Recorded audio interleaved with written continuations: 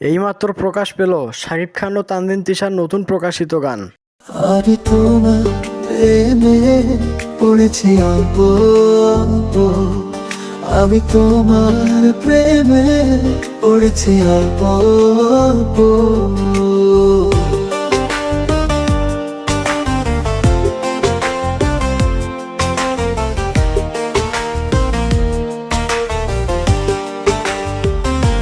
আজ তবে দেখো অপেক্ষায় দেখো, চোখে চোখে লেখা একটা নতুন গল্প। আমি তোমার প্রেমে পড়েছি অল্প অল্প। দর্শক শ্রোতা, আজ আমরা উপভোগ করছি শাকিব খান ও তানজিন তিশার নতুন প্রকাশিত গান।